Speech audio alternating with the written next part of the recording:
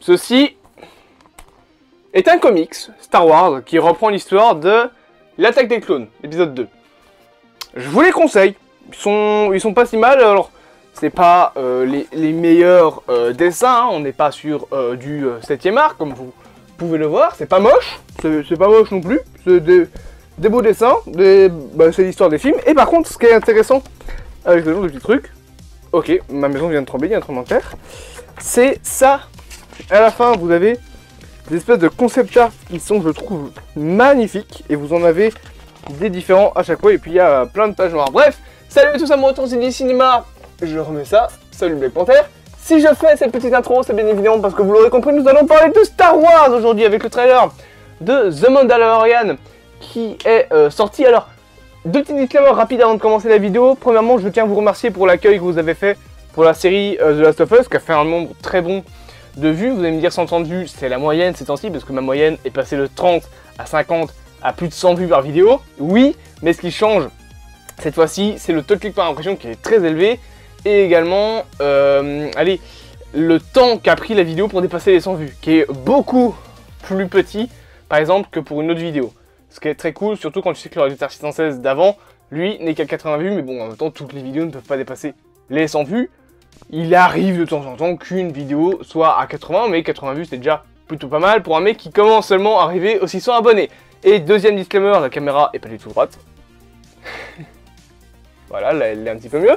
Pour ceux qui ont lu Nowhere, pour le chapitre 1, j'ai commencé à l'écrire. Vous allez voir une petite différence avec le prologue. C'est le nom du personnage principal qui a été changé de So à Sora. Oui, le nom a changé, j'ai rajouté 2 lettres, je suis un putain de fainéant. Mais So, ça faisait pas prénom. Voilà, donc j'ai abandonné l'idée, maintenant elle s'appelle Sora. Bref, nous sommes là pour réagir au nouveau trailer de la série The Mandalorian. Chapitre 3, enfin saison 3 quoi, mais je pense que non, c'est compté en saison qui sort, il me semble le 15 ou le 27 mars 2023, donc c'est très bientôt, c'est dans 2 mois. On va enchaîner, hein. En février on aura Ant-Man et la Guêpe, en janvier on va avoir donc cette fameuse série qu'est The Last of Us. J'ai la télécommande de mes LED dans ma poche, et en mars nous aurons The Mandalorian. Ensuite il y a avril avec le trailer, avec le film Mario. Il y a ensuite juste après mai avec les Gardiens. Donc on va enchaîner les critiques. Il y aura plutôt pas mal de choses. Bref, on ne perd pas plus de temps. Petite vidéo réaction. C'est parti. Let's go. C'est la VF. Ça parle des Mandaloriens.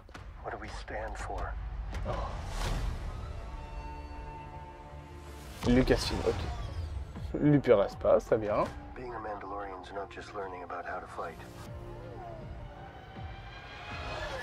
You also have to know how to navigate the galaxy. That way, you'll never be lost. C'est Naboo?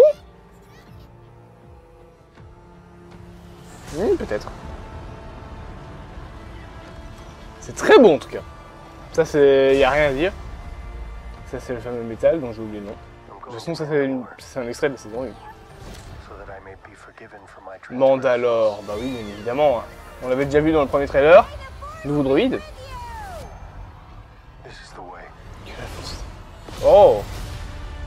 Dès le 1er mars, donc ça sort le 1er mars, pas le 15. Coruscant.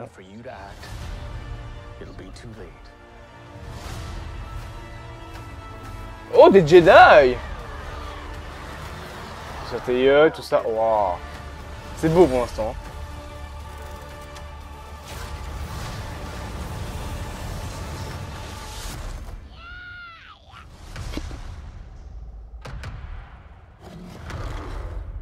This is the way.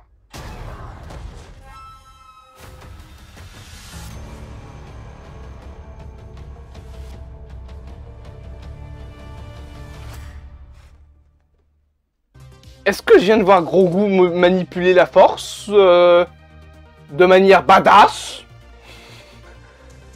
Ok, bah c'était Mandalorian, bon, c'était assez court quand même, 1 minute 42. Il y a pas mal de choses à dire, déjà on voit des Mandaloriens. C'est plutôt cool pour une série qui s'appelle The Mandalorian. Pedro Pascal a toujours l'air incroyable dans le rôle du personnage principal dont j'ai oublié le nom. Comment il s'appelle? J'ai un trou de mémoire. Ça va pas la mémoire ces temps-ci. Gargarin. Jingarin. Non, c'est... Oui, non, c'est Jingarin. Qui est plutôt cool, franchement, sur le coup. Alors, j'ai l'impression d'y voir Naboo, mais je peux complètement me tromper. Ça se trouve, c'est juste une planète générique de l'univers de Star Wars. Par contre, on voit Coruscant, ça oui. Il y a des gens qui disent Coruscant, d'ailleurs. Pas compris. On voit Mandalore, ça c'est très cool. On voit le fameux métal, c'est du... Je saurais même plus le dire. Pourtant, c'est central dans l'univers de The Mandalorian, hein, mais de fameux métal qui revend dans la saison 1. Donc, franchement, ça a l'air plutôt cool. Il y a des belles images, mais est-ce que c'est hypant pour autant? C'est ça qui me fait un petit peu titiller, c'est que le trailer est joli, ça annonce de beaux trucs, ok, ça annonce de vraiment bien se concentrer sur le côté mythologie de la planète de Mandalore et des Mandaloriens. Mais à part ça, à part le côté mythologie des Mandaloriens, il n'y a rien d'autre, il n'y a pas plus de trucs, ça a l'air d'être toujours aussi bien, ça a l'air d'être une belle série. Il y a quand même Grogu qui envoie valser quelqu'un avec la force. Après il a eu son entraînement avec Luke Skywalker, hein, qui d'ailleurs été joué par Mark Hamill. Sauf que entre Star Wars épisode 6, donc l'état on va dire physique dans lequel est Luke dans la saison 2 de Mandalorian, et Mark Hamill, bah, lui il a pris 20 ans entre temps, donc ils ont utilisé de la performance capture ou de la motion capture sur le mec pour pouvoir le rajeunir. Et le mec c'est Mark Hamill, donc il a eu son entraînement avec Luke, et c'est probablement pour ça qu'il s'est maintenant envoyé valser des gens comme ça. Je me souvenais pas qu'il avait déjà réussi à faire ça, je sais qu'il avait réussi à rattraper son petit sabre. C'est adorable, c'est très cool. Mais malgré tout, j'ai vu ces 3 PO ou alors c'est un droïde normal, enfin un droïde du même modèle mais qui est... Non, c'est pas ce 3 PO. Mais il y a... Ah, c'est peut-être le droïde métallique de la menace fantôme. C'est peut-être lui, bien que je pense que lui, soit il a été détruit, soit il a explosé dans une bataille, ce mec-là. Mais c'est peut-être lui, hein, qui sait. Mais bref, franchement, ça a l'air plutôt intéressant. Toujours le fameux vaisseau, d'ailleurs, il y a un Lego. Il y a un set Lego, UCS, il me semble, du vaisseau de Jinjarin. Donc, oui, bah c'est cool. Maintenant, encore une fois, je vais pas faire de vidéo analyse plan par plan de ce trailer là, par exemple, parce que, à part le plan du Jedi, il n'y a pas grand chose d'autre à redire dessus.